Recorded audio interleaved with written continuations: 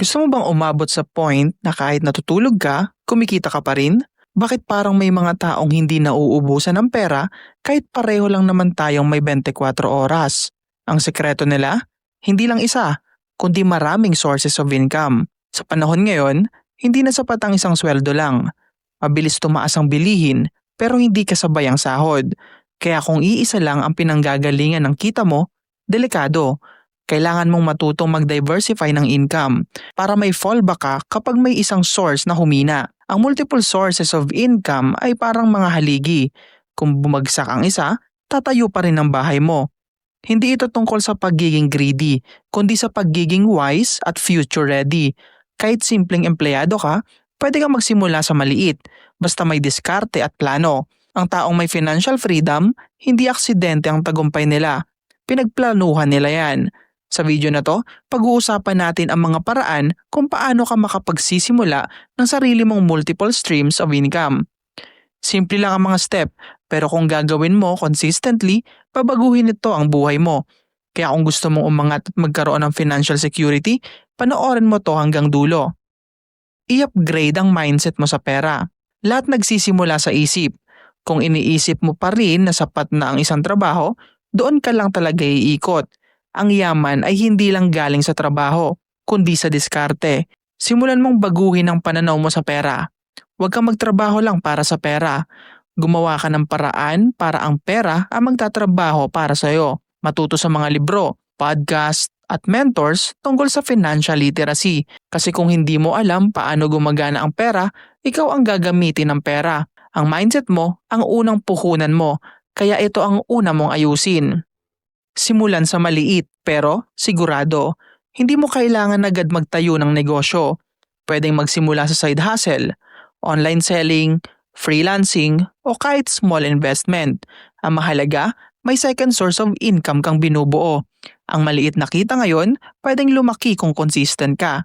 Walang shortcut, pero may resulta kung may tiyaga. Ang sekreto ng mga mayayaman, hindi sila naghihintay ng perfect timing. Ginagawa nila ang paraan ngayon. Mag-invest sa skills, hindi lang sa trabaho. Kung gusto mong madagdagan ang kita mo, dagdagan mo rin ang halaga mo. Mag-aral ng bagong skill, graphic design, editing, coding, copywriting o kahit baking. Bawat skill ay potential income stream. Kapag marunong ka sa maraming bagay, mas maraming pinto ang magbubukas sa'yo. Ang investment sa sarili ay hindi nalulugi dahil ikaw mismo ang asset. Gumawa ng active at passive income. Ang active income ay yung pinaghihirapan mo, trabaho, freelancing o business. Pero ang passive income, yan ang kita kahit natutulog ka. Pwedeng rental property, digital products, YouTube channel o affiliate marketing. Sa simula, kailangan ng effort.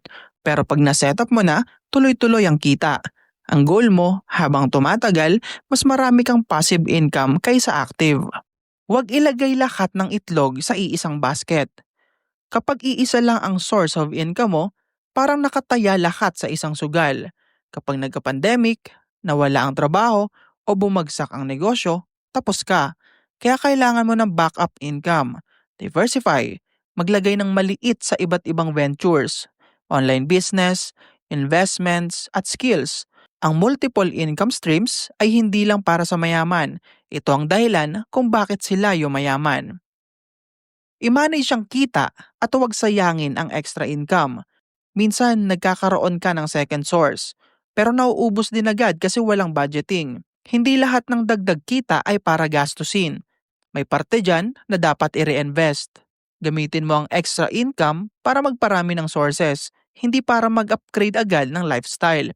Ang disiplina sa pera ang magpapanatili ng yaman mo, hindi lang ang dami ng income streams mo. Kung gusto mong lumago ang pera mo, i-recycle mo siya, hindi iubos. Surround yourself with goal-oriented people. Kung ang mga kasama mo puro reklamo at gastos, mahihirapan kang umangat. Kaya hanapin mo ang circle na parehong mindset, growth, learning, at diskarte. Minsan, yung kausap mo lang ang magbibigay sa'yo ng next business idea. Kapag nakita mong kumikita ang mga kasama mo, magugustuhan mo ring umangat. Ang environment mo ay malaking parte ng tagumpay mo. Piliin mo ng maigi. Magtiwala sa Diyos at pagpatuloy kahit mabagal. Hindi lahat ng income ay agad dumarating. Minsan matagal bago magkaresulta. Pero huwag kang titigil. Ang consistency mo ngayon, yan ang magbibigay ng stability bukas. Ipagdasal mo ang mga plano mo at habang hinihintay mo ang bunga, patuloy ka lang sa pagtatanim.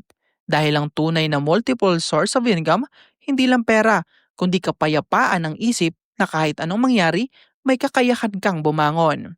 Ang multiple sources of income ay hindi magic. Ito ay resulta ng mindset, disiplina at aksyon. Ang mga taong umaasenso sa iisang pinanggalingan. Kung gusto mong umangat, huwag kang manatili sa comfort zone mo. Simulan mo ngayon kahit maliit dahil bawat stream ng income ay binubuo sa consistency. At tandaan, ang goal ay hindi lang kumita, kundi maging financial free. Kung nagustuhan mo tong video na to, siguraduhin magugustuhan mo rin ang mga susunod nating topic. Dahil tandaan, ang pera, hindi mo kailangang habulin basta marunong ka lang gumawa ng maraming daluyan nito. Kaibigan, hanggang sa muli, kita-kits.